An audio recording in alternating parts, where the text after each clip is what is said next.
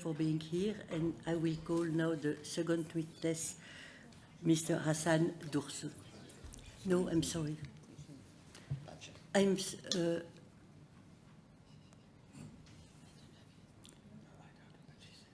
do prefer to stop now, Justice Bezos, okay?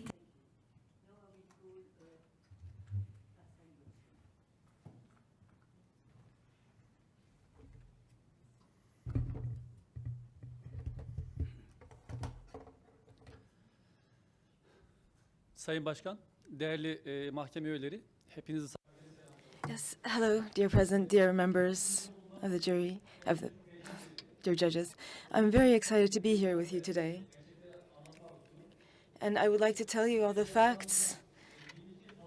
So I was condemned to 22 years in Turkey, and I didn't feel this excitement while I was waiting for my condemnation in Turkey, because I felt that this wasn't real. When I was in front of the judges in Turkey, I felt that this wasn't real, and I knew that they didn't have a real power. They didn't have a will to perpetrate me, because I felt relaxed in front of them. Already on the 15th of July, when I was taken under custody, the situation was very clear for me. I started working as a prosecutor in 2004. Between 2011 and 2014, I worked as a judge at the Judges' Council in Turkey. And later, of course, we had the corruption trials between 17th and 25th of December. And following this, the Erdogan government ele geçirmek amacıyla özel created a new law to change the role of the Judges' Council. And then they ended my role. And so all the personnel of the Supreme Board of Judges and Prosecutors were transferred, and I was sent to another city. And I realized how lucky I was when the coup started, because in 2014, if had the Erdogan government been behaving as arrogantly as they are today, then I would have been arrested and I would have been liquidated. But in 2014, I was able to start as a judge in Sivas.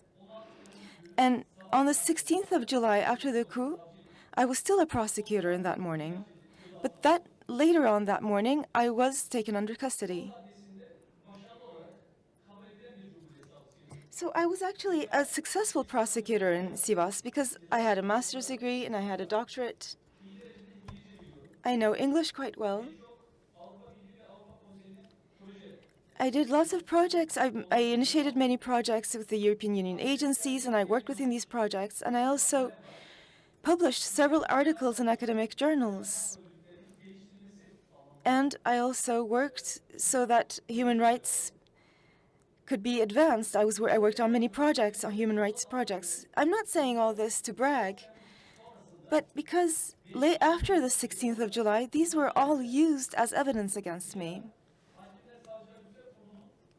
Because the Judges and Prosecutors Council, when they liquidated me, and in their indictment against me, said that if any prosecutor or judge were working well, if they have never been subjected to a discipline investigation, if they had good relations with the people around them, if they had a master's or a doctorate, if they ever worked in foreign countries, and if they are a successful prosecutor or judge, beloved by everyone around, then according to the Council of Prosecutors and Judges, and also by the Supreme Court, the Court of Cassation, then you are seen as a terrorist. You're seen as someone who perpetrated the coup and as an enemy of the state. And of course, I was one of those people, and 5,000 other judges and prosecutors, such as myself, were forced to quit or were forced to retire. And they were purged. But if you don't have these qualities, or if having these qualities, you do not express these courageously and independently, then you can't continue to work within the current system, within the current judicial system. And we have been listening to different witnesses these past 4 days, and we've understood what type of justice system we're functioning inside in Turkey. And these injustices, we have learned about all these injustices, and maybe these existed all the time, but they were never perpetrated as arrogantly as they have been today. And today's government purged more than 5,000 judges and perpetrators. Yes, we had this failed coup on the 15th of July. Normally, when there is a coup, the army will pacify the other army members, which they see as enemies. But after the 15th of July, it's not army members or soldiers that were targeted, but other people, the community at large. And so it was judges and prosecutors who were purged, who had to be destroyed. And as Recep Tayyip Erdogan said, 15th of July was seen as a gift from God, and this was used as an excuse to purge all these people, to destroy all these people. And on the morning of 16th of July, while the coup was still ongoing, 245 judges and prosecutors were taken under custody. So the Ankara prosecution started an investigation on the 16th of July during the night, and the Judges and Prosecutors Council took a decision to purge the 245 prosecutors and judges, of which I was also a part. And they sent this document to the relevant prosecutors. There was no other file. There was only this one-page document. And they gave this order to the policemen. So the 2,745 prosecutors and judges must immediately be taken under custody. They must not be allowed to go outside of Turkey, and they must be arrested. And so, following this order, I was taken under custody, and the police officers and the police officers who arrested me, and the prosecutors and the judge who took a decision about me, I asked them, what is the evidence against me? And I had been working together with these people for 3 years in Sivas, and they confessed to me. They said, yes, we know you. You're a hardworking, successful prosecutor. But we received only this document and nothing else. But they said that later on they would send us bags full of documents, and we have to arrest you, and otherwise we'll be arrested ourselves. And this is all in my case files, because the judge could not look at me in the face, and I had to write my own indictment. Later on, I was sent to prison on the 20th of July, 2016. When I was sent to jail, I was, again, together with police officers who I'd worked with before, and he told me that he'd received certain orders and that 3 wards had been prepared for the judges and prosecutors who would be brought there. And so on the 16th of July, when I was taken under custody, it was already for sure that I was going to be arrested. This was all just a farce, a theater play. So I was in jail for 30 months following this. Around 13 months later, I received my indictment. But throughout these 13 months, I was never able to learn about the evidence against me because my file was kept secret. Normally, a confidentiality decision is made to protect the person involved. But finally, when I was able to read my file, I understood that actually this confidentiality had been agreed on to hide the fact that this file was empty, that there was no evidence. As everywhere else in the world, in Turkey as well, judges and prosecutors have to be judged, have to be investigated in a special way. You can't do this in a random way. There are special procedures surrounding this. However, the orders that came in made this not so. The judges and prosecutors who arrested me, who took me under custody, they went against these procedures. Throughout the procedure, I expressed my thoughts. I told them that this was not a legitimate court. But despite this, my demands were always cancelled. And they sentenced me to 7 years of aggravated imprisonment. And so orders were sent, and special personnel was sent to apply psychological pressure and physical torture. And I was physically tortured. My hair was long. They said that they wanted to cut my hair because when I had to go to court, they don't want us to be sympathetic to the public. And so some police officers came and cut my hair forcibly, despite my will, against my will. And I made some complaints against this, but they refused it. And they opened a new court case against me because I acted against the police officers. Today, more than 1,000 judges and prosecutors are still in jail, and even more are now waiting to be imprisoned because their files have been sent to court. And they're, of course, seeking to flee Turkey. But unfortunately, in Greece and in the Aegean coast, my colleagues who have been trying to escape, who've been going to Greece and to the Greek islands, are, of course, being sent back into Turkey. This is very unfortunate.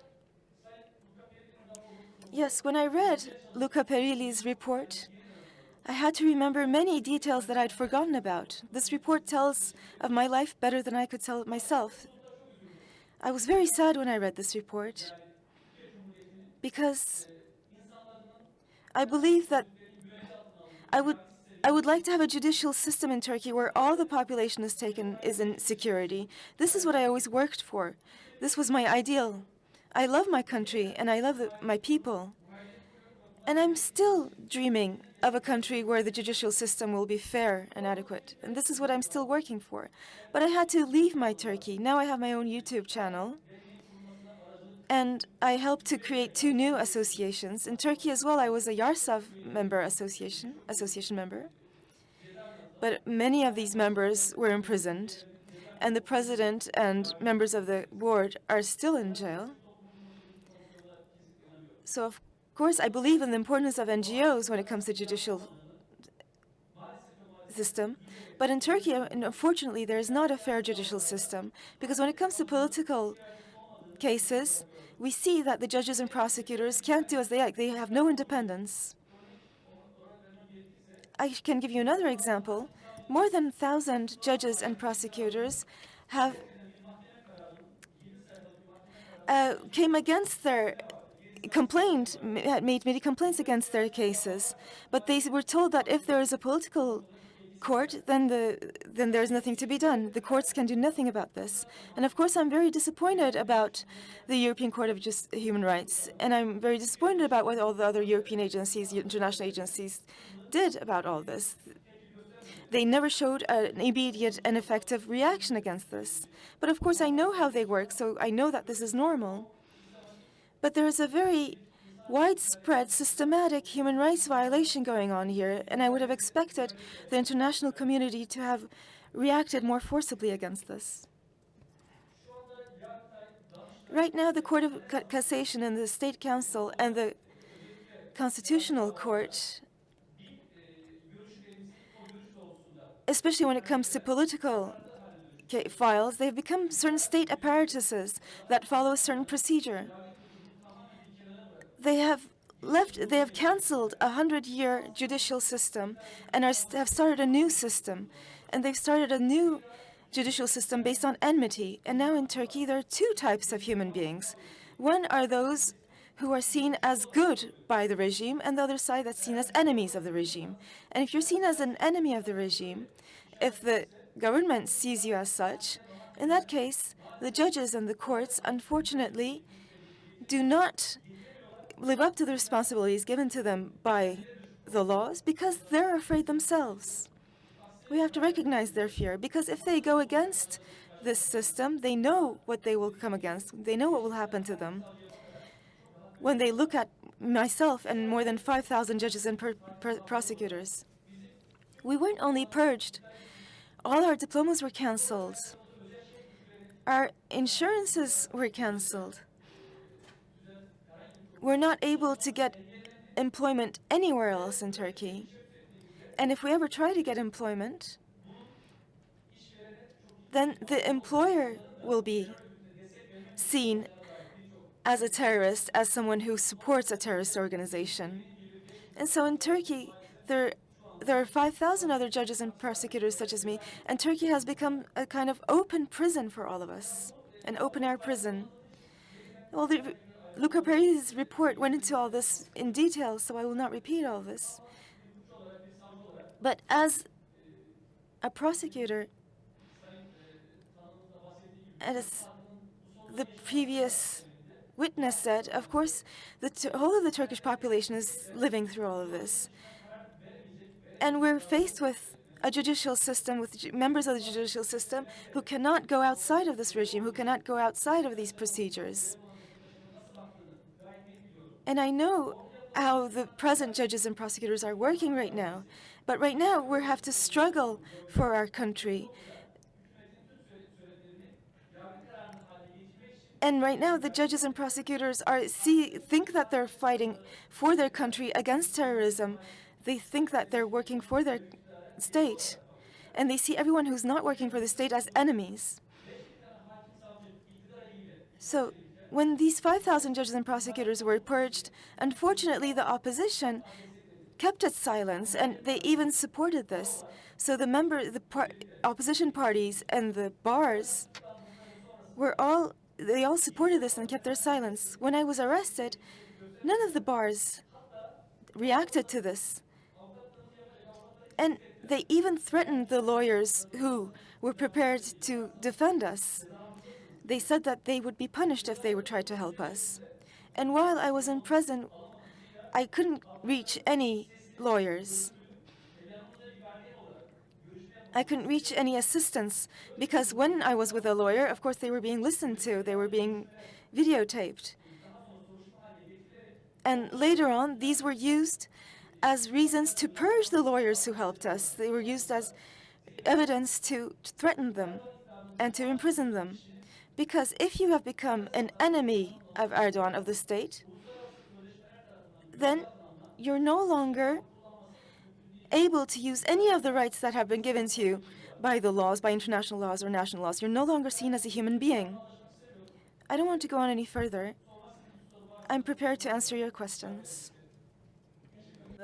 Thank you very much for your intervention. And now, as you said, I will give the floor to the judges. Evet, sözü şimdi Hakim Bianco'ya veriyorum.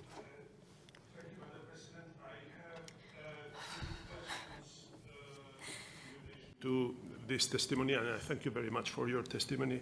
The first, you said today that the fact that you're doing human rights projects and EU-related projects were used against you as evidence in the decision to even to arrest you. The second question is, when you mentioned this document,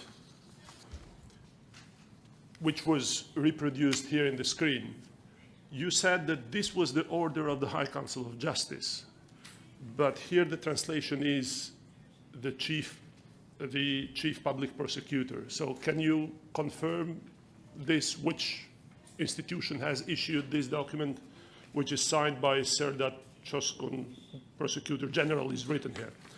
And in addition, in paragraph 1 of this document is said that the list of judges and prosecutors who belong to Fethullahist terrorist organization in Turkey is enclosed here.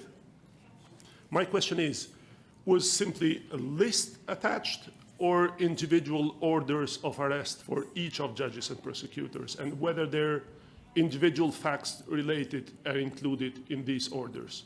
So you are a lawyer, so you can make the distinction between these two elements. And my third question, if I may, Madam President, is you're referring to the fact that you don't have possibility of employment now in Turkey. Is there any act of Turkish government or any judicial authority in that regard, or is this simply administrative practice that you wouldn't be able to work? Thank you. Evet, aslında şu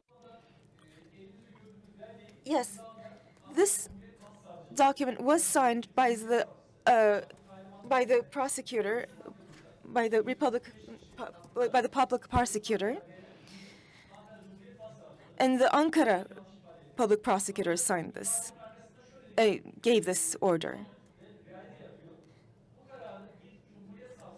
But this decision cannot be given only by a public prosecutor, because for there to be a prosecution started against judges and prosecutors, then the High Council has to start the process itself.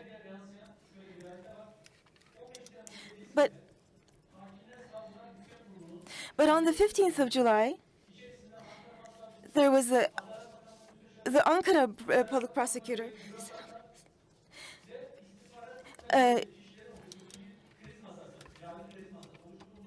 So a crisis table was created, which consisted of these people that I mentioned, so including members of the representatives or representatives of the Super Council of Judges and Prosecutors and members of the government and the Undersecretary of the Ministry. As you can see, it's a very hastily prepared decision. So even though you have the signature of the Public Prosecutor's Office, you have definitely a tacit agreement of the Ministry of Justice. Even though the Public Prosecutor's Office gave this decision for arrest, it was backed by previous agreements. So we talked about a list. So there are 245 colleagues on this list, including me. For such a list, you need at least 1 month. I also worked on such a council. You need to look at all the files. You need to look at all their professional practices in the past. You really need to check whether they perpetrated any crimes in the past, and then you need to select them out of 15,000 judges and prosecutors to draft such a list. But this was not done, because between 2014 and 2016, so 15th of July, in the whole judicial organization, we have Yargıda Birlik platform, which is the Union in Justice platform, and they are pro-government platform, and it also has been supported by opposition parties such as HDP, Vatan Party, and CHP. So they were defining themselves as patriots and nationalists, and they actually listed all the people that they considered as their opponents. So the Ministry of Justice and the presidency gathered a list, or they created a council which gathered this list.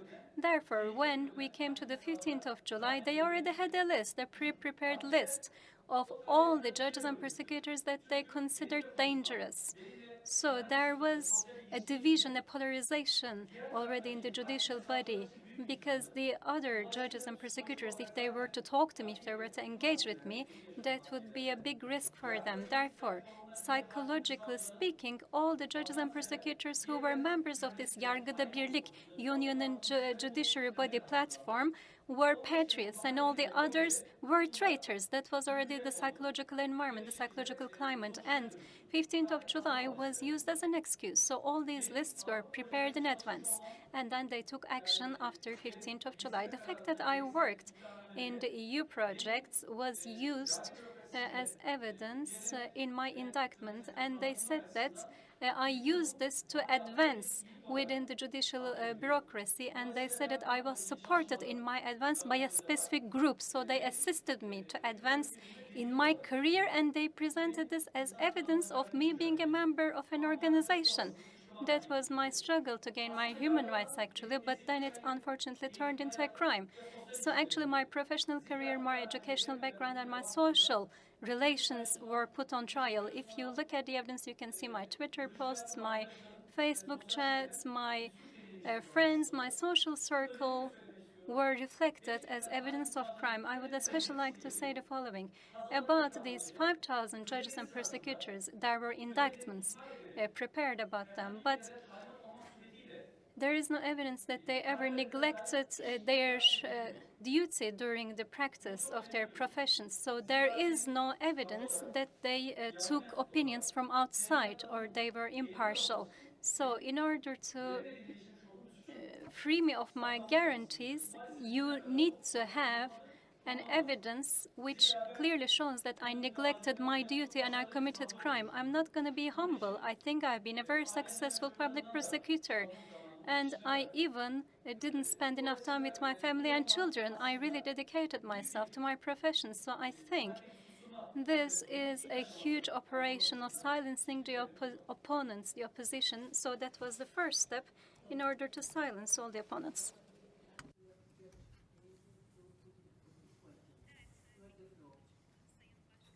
Pardon, I'm sorry.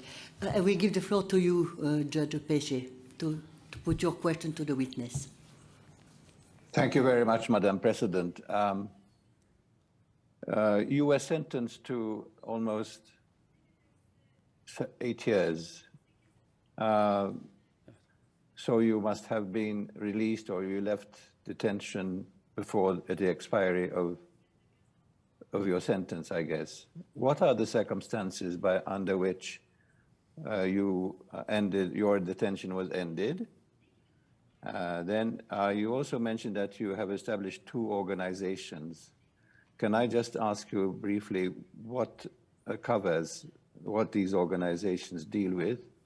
And lastly, is all your work in Turkish and on the internet and so on? Thank you very much, Madam President. Thank you. So,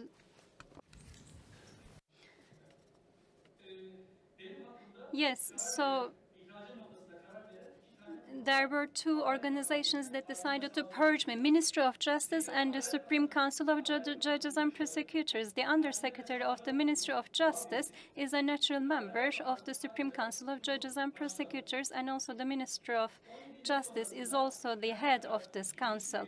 So, even though it is a council of 22 members, because of the psychological climate after the 15th of July, the Ministry of Justice had full control, and the Undersecretary was used to shape the decisions of this council, rather than ensuring the impartiality and independence of the judiciary body.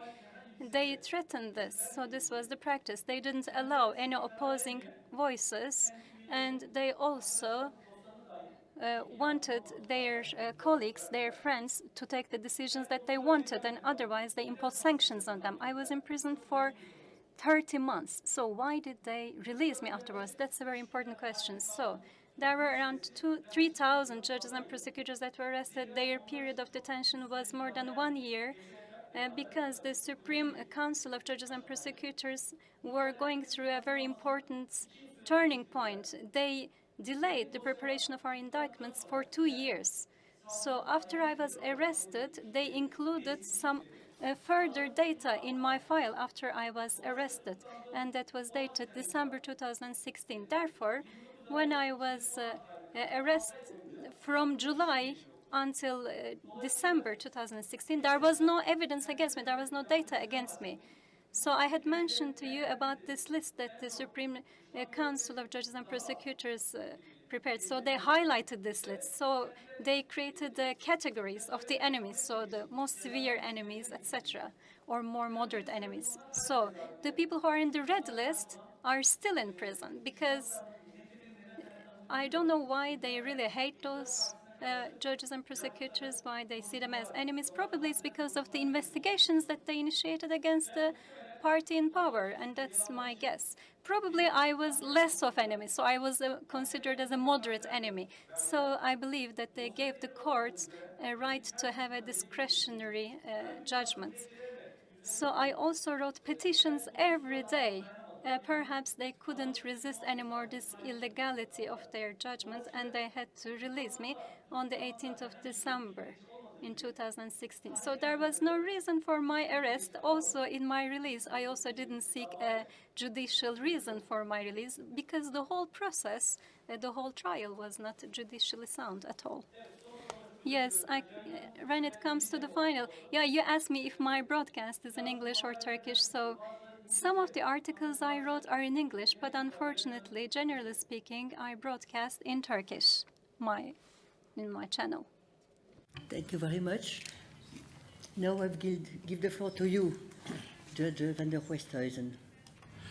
Thank you, sir, very much for your testimony. It is indeed very disturbing to hear about the arrest and imprisonment of judges and prosecutors. We have heard sometimes very dramatic testimony on gruesome aspects such as torture and abduction. But speaking for myself, what I hear about the judicial system is, to some extent, and perhaps on a different level, even more disturbing. This I say without having finally evaluated the evidence or without having come to a firm conclusion. My only question to you is, where do we go, where do you go from here? Do you think if what you say is correct, and if what the rapporteur said yesterday is correct, do you think there is a possibility that the integrity of the Turkish legal system, including all aspects, the professional freedom of practicing lawyers, the independence and integrity of judges, including all of that, is there a possibility that this could be restored? No judiciary and no legal system in the world is perfect, but there are some minimum standards for the public and the international community to have confidence in a legal system. We often talk about the legitimacy of a legal system. Do you think there is a possibility that the integrity and legitimacy of the Turkish legal system could be restored? And how do you think this could be done? And on a very modest level, what could this tribunal or any other tribunal or structure do to assist? Thank you. Thank you very much.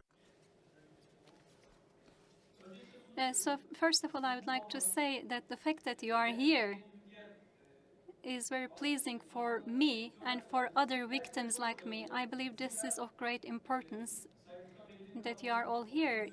I said to you, I read the report of Mr. Luca Perilli. The fact that such a report has been prepared and that it's being shared by the global public is a very important step in order to reduce these illegal or unjust practices in Turkey. Of course, when it comes to any government institution and when it comes to their sound functioning, when it comes to their execution of their duties within the legality of the constitution and legal standards, this depends based on the request from the society. All the civil society, all the political parties in the society need to ask for an independent and impartial judicial system. But unfortunately, I can say it very clearly that I don't think this is a generally requested or demanded aim. So there were 5,000 judges and prosecutors like me who have been purged. We don't harbor any enmity. We don't harbor any hard feelings. We also try to find some reasons of our own in order to justify this victimization that we experienced. So we are expecting this as an opportunity, and we hope that there will be a time when we are restored to our duties again. Because this whole process has taught us something. I'm not only talking about these 5,000 judges and prosecutors, more than 200,000 public servants has been affected by this. The whole government has been polarized as the good ones and the bad ones. That's what I believe. And the good ones include people from all sectors of the society. So they were purged, they were dismissed based on the decrease in the force of law enacted by the government, and all of them know what the public duty is, what their fundamental rights and freedoms are, but they learned this the hard way by going in prison, by suffering all these insults and threats. Therefore, I believe that this freedom can be possible in a country where the people who have currently been purged are restored to their duties again when they are done justice again. And of course, this can only be done by conscious actions of the civil society. So the civil society needs to have this controlling role. So after the 15th of July, all my hopes were lost indeed, because when I started to work in Ankara, I had seen the bureaucratic functioning, and I also understood, unfortunately, it was I desperately saw the way in which the political parties and the civil society were working. Previously, I was dreaming of transforming things when I put on my judicial robe, but I unfortunately didn't see that was possible. I believe that the 15th of July gave us an opportunity, so the sectors that constitute society can come together around some common principles, some shared principles, and I believe this is the only way in which the Turkish state can guarantee freedoms and securities. So even though it was a very heartbreaking process, we have learned a lot from this process. I am dreaming about this, and when the opportunity is ripe, I would like to go back, and I also want to rely on my experience to work as a public prosecutor, but then I'm going to be, of course, more predictive and more aware. So I excitedly await this to happen one day. Very much. Thank you. Thanks a lot. I don't think there is any other question. Listelerin nasıl oluşturulduğunu So as it comes to how the lists were drafted, I can make an addition. Of course, in order to understand this, you need to know what this Yargıda Birlik platform, this platform, pro-government platform of union and judiciary body means. So after the graft operations of the 17 to 25 December operations, AK Party, the party in government, wanted to control the judiciary body. They had secret gatherings with the other opposition parties, CHP, HDP, and Vatan Party. So these are opposing parties. As a person who worked for 14 years in the judiciary body, I saw that each and every judge and prosecutor comes from a specific sector of society, and they are ideologically linked. So they have certain ideological opinions, and that's how human beings are anyway. So the people who constructed this platform are leftists, political Islamists, conservative, nationalists, and pro-nation or patriots. So these groups represented these different sectors of the society. They gathered a list of the judges and prosecutors who they knew had their allegiance to them. They said, these are under our control, these are judges and prosecutors that would never ever harm the party in power. So they had such a list. And then they looked at the judges and prosecutors who they couldn't really identify. They didn't know what their ideological allegiances were. So they had the following criteria. As I mentioned before, if a judge and prosecutor throughout their professional career since the beginning had been working to improve themselves, including foreign language education, graduate education, PhD education, or other personal development efforts were at stake, or if this person had very good relations with other human beings, if they were really polite and they had a good ethics standards, or if they didn't experience any specific investigations during their career, according to the people who were in this Yargıda Birlik platform, these judges and prosecutors could be so good only if they had other motivations. So they had these estimates because they were saying that these judges and prosecutors would otherwise have only been ordinary judges and prosecutors like us. So these were the criteria. Now I'll give the floor again to you, Judge Madine Verny. Yes, thank you. Just a second question. I can imagine that some of the prosecutors and of the judges who examined your cases knew you because they were your former colleagues. So my question is, what was their attitude judging former colleagues? Did they refuse to sit in the court or prosecute because you were a former colleague?